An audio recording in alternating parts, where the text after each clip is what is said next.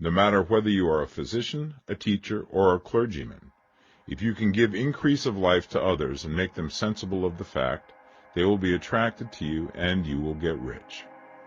The physician who holds the vision of himself as a great and successful healer, and who works towards the complete realization of that vision with faith and purpose, as described in former chapters, will come into such close touch with the source of life that he will be phenomenally successful. Patients will come to him in throngs. No one has a greater opportunity to carry into effect the teaching of this book than the practitioner of medicine. It does not matter to which of the various schools he may belong, for the principle of healing is common to all of them, and may be reached by all alike. The advancing man in medicine, who holds to a clear mental image of himself as successful, and who obeys the laws of faith, purpose, and gratitude, will cure every curable disease he undertakes, no matter what remedies he may use. In the field of religion, the world cries out for the clergyman who can teach his hearers the true science of abundant life. He who masters the details of the science of getting rich, together with the allied sciences of being well, of being great, and of winning love, and who teaches these details from the pulpit, will never lack for a congregation. This is the gospel that the world needs. It will give increase of life, and men will hear it gladly, and will give liberal support to the man who brings it to them. What is now needed is a demonstration of the science of life from the pulpit. We want preachers who can not only tell us how, but who in their own persons will show us how. We need the preacher who will himself be rich, healthy, great, and beloved, to teach us how to attain to these things, and when he comes he will find a numerous and loyal following. The same is true of the teacher who can inspire the children with the faith and purpose of the advancing life. He will never be out of a job, and any teacher who has this faith and purpose can give it to his pupils. He cannot help giving it to them if it is part of his own life and practice. What is true of the teacher, preacher, and physician is true of the lawyer, dentist, real estate man, insurance agent, of everybody. The combined mental and personal action I have described is infallible. It cannot fail. Every man and woman who follows these instructions steadily, perseveringly, and to the letter will get rich. The law of the increase of life is as mathematically certain in its operation as the law of gravitation. Getting rich is an exact science. The wage earner will find this as true of his case as of any others mentioned. Do not feel that you have no chance to get rich because you are working where there is no visible opportunity for advancement, where wages are small and the cost of living high. Form your clear mental vision of what you want and begin to act with faith and purpose.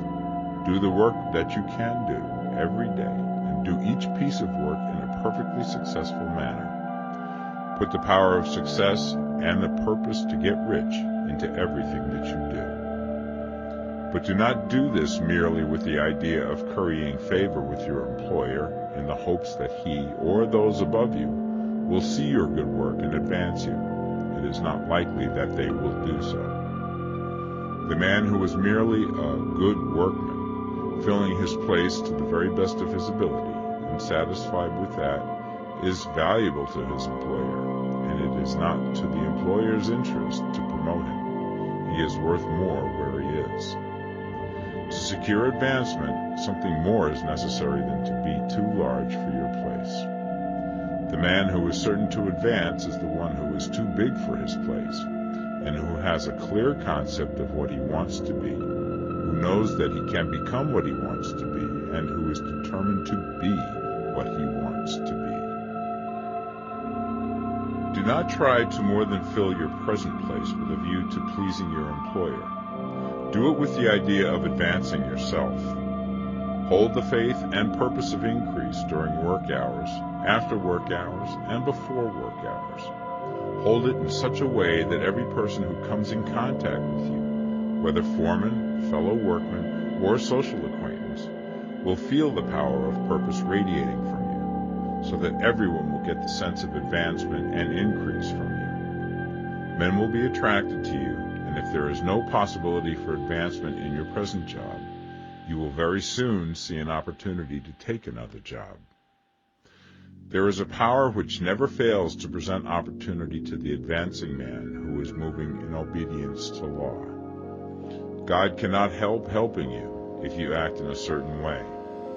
He must do so in order to help himself. There is nothing in your circumstances or in the industrial situation that can keep you down. If you cannot get rich working for the Steel Trust, you can get rich on a 10-acre farm.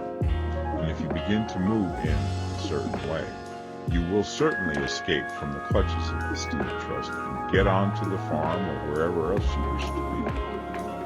If a few thousands of its employees would enter upon it a certain way, the Steel Trust would soon be in a bad plight. It would have to give its working men more opportunity or go out of business. Nobody has to work for a trust.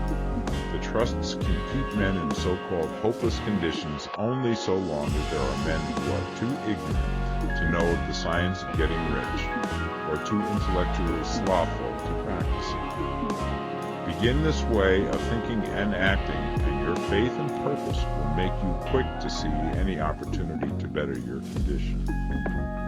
Such opportunities will speedily come, for the Supreme, working in all and working for you, will bring them before you. Do not wait for an opportunity to be all that you want to be. When an opportunity to be more than you are now is presented, and you feel impelled toward it, take it. It will be the first step towards a greater opportunity. There is no such thing possible in this universe as a lack of opportunities for the man who is living the advancing life. It is inherent in the constitution of the cosmos that all things shall be for him and work together for his good, and he must certainly get rich if he acts and thinks in a certain way. So let wage-earning men and women study this book with great care, and enter with confidence upon the course of action it prescribes. It will not fail.